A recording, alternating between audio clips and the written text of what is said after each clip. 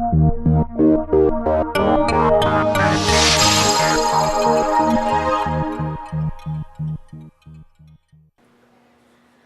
Melanie Borrelli with Blackburn News. I'm here with Robert de Verteuil, Conservative candidate from Windsor-Tecumseh. So many Ontario families are struggling and looking for ways to save a bit of money.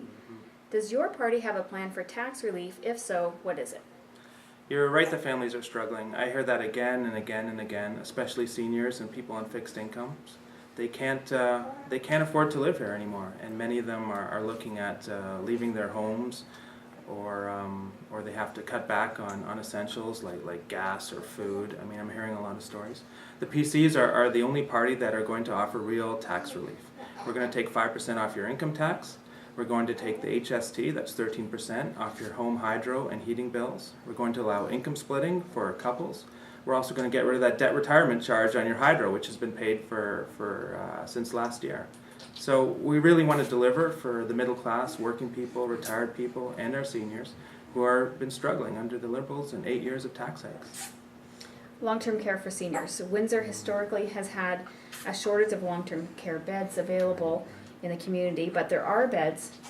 If hospitals cannot charge seniors for staying in the hospital when they no longer require hospital treatment, how do you propose we deal with overcapacity in hospitals? That's been a really shameful situation here. As we know, in 2007, coincidentally the last election, the Liberals announced that they were going to renovate the Grace Hospital site, so that would become a long-term care facility. And as we know, the only people receiving long-term residency there are snakes and rats and skunks. It's completely empty and derelict. So they haven't delivered on that. The PC Party of Canada will deliver. A Tim Hudak government will invest. We're going to open 40,000 new long-term beds for seniors. Also, we think it's shameful that there's a 175-day wait list for long-term care, and we're going to get that down as well. So our seniors work to build this province, and they deserve better than they're receiving from the current Liberal government. Construction has started on the Windsor-Essex Parkway, right. Although we're still waiting for Senate approval on Lansing on the new border crossing. How can a provincial government at this stage of the process help ensure that Windsorites aren't stuck with the road to nowhere? You know, that bridge and that border crossing are the most essential thing for our economy. For exports, it opens up the whole Midwest. We have the bottleneck now that is really killing our trade, and many of our just-in-time manufacturers are not able to get their goods across in time. So that's going to be probably my top priority if I'm elected, is to get that built. What we need is leadership. The Liberals have had this file for 8 years, and 8 years, no bridge.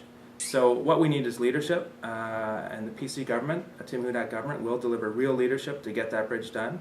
And what's more, I'm going to make it my mission to try to get that thing done on time and on budget. Over the past few years, we've seen an explosion in the local green energy sector. Does this industry need government intervention to be viable? If so, how much help should companies like CS Wind get? Right. Well, you know, I don't think it's really been an explosion. Green energy is still going to be, I think, 7% of our total energy mix. But definitely there's been growth. We've always had green energy in Ontario. We've had hydro for, oh gosh, it must be 100 years, and that's completely green. It's part of our present, and it'll also be part of our future. We're always going to have green energy. We need green energy, but not at any cost. Not at the cost of our seniors who are seeing their hydro bills skyrocket, not at the cost of our companies that have to lay off workers because the cost of energy is too high. Remember, our manufacturing, all our manufacturing plants, they don't run on wind turbines. You know, they run on electricity. So you double the cost of their electricity, and of course they're going to lay off, they're going to halt expansion. We're going to lose jobs that way. So we need viable green energy, but it has to be viable, and it has to be market related, and that's what we're going to deliver with the PC government. During the financial meltdown of 2008, governments banded together to fund massive infrastructure projects and create jobs. With the economic uncertainty we see today, do we need more stimulus funding to maintain the fragile stability we have in our economy?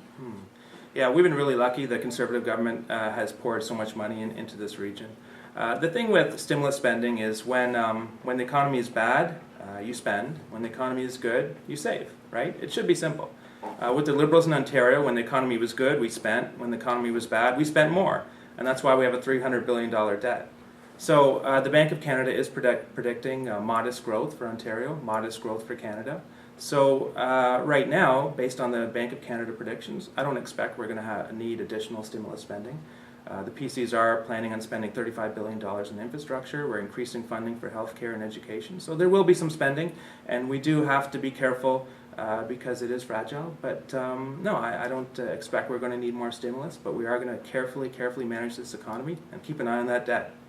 Thank you very much. Robert de Verteuil, PC candidate for Windsor-Tecumseh.